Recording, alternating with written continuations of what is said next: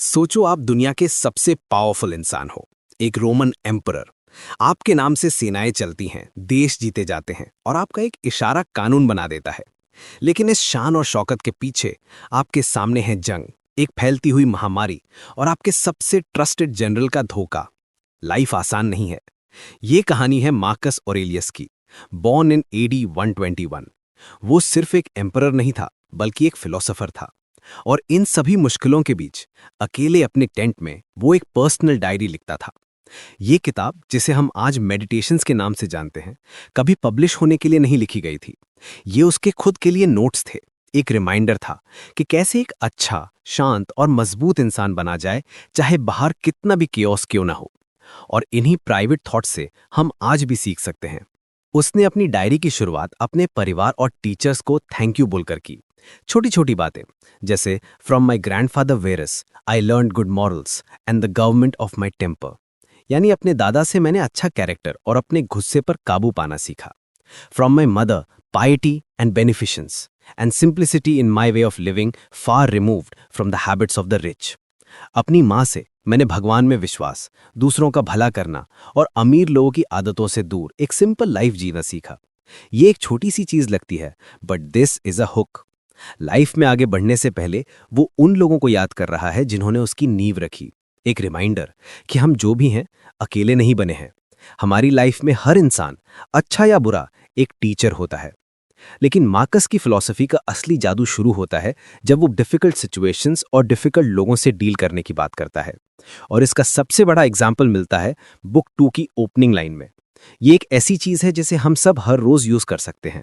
वो लिखता है, begin the morning by saying to thyself, I shall meet with the busy body, the ungrateful, arrogant, deceitful, envious, unsocial.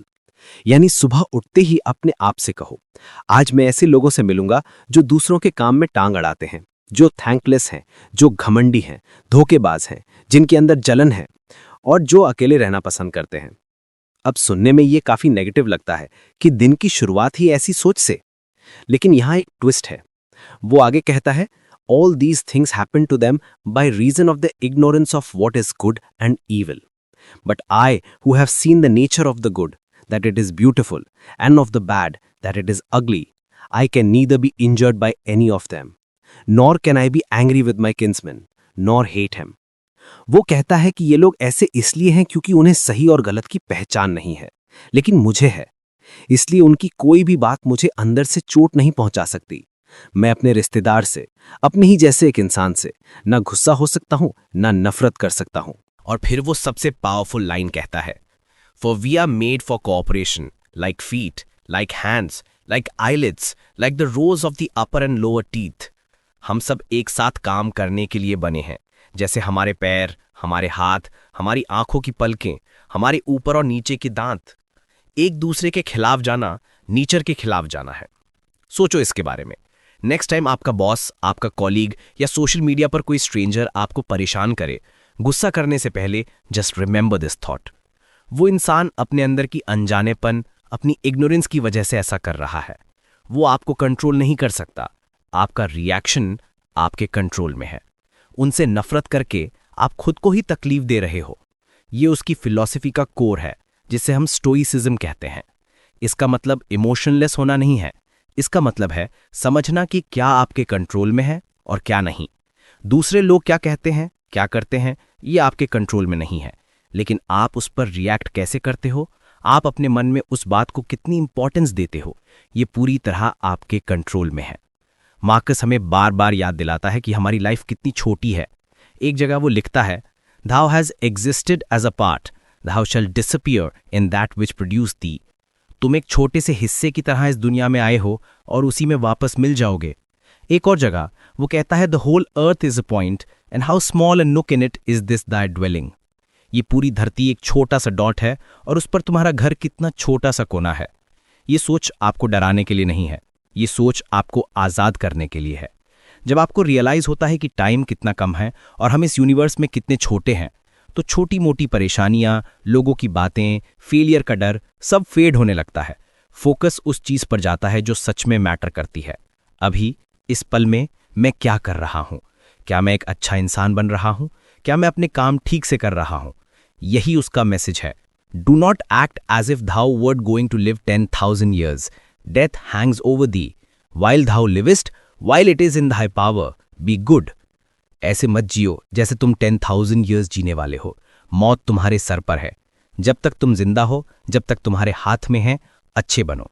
Marcus के लिए life की सबसे बड़ी जीत बाहर नहीं, अंदर थी।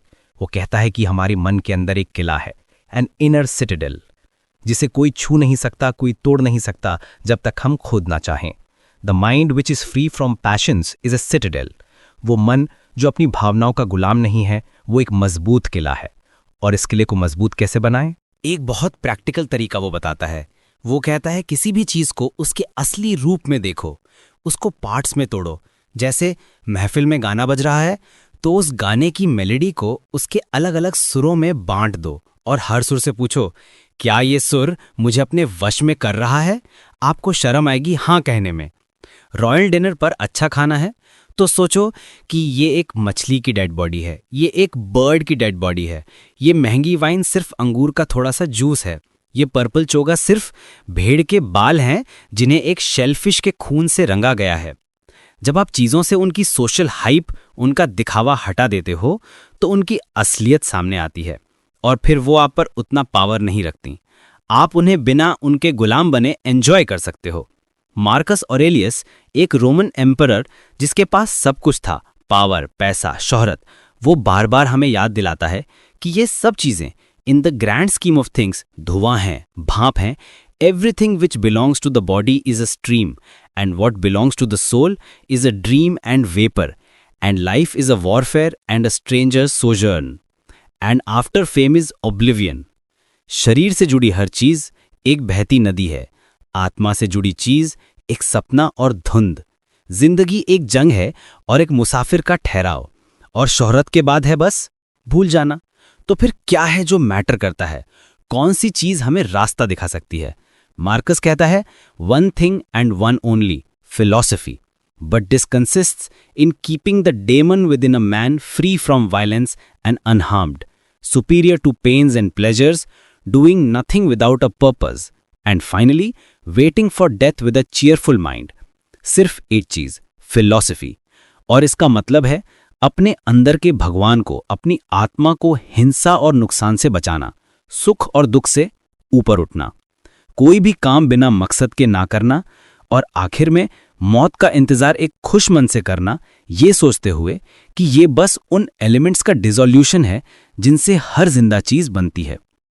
आपकी लाइफ, मेरी लाइफ चैलेंजेस से भरी है, stress, anxiety, difficult people, disappointments.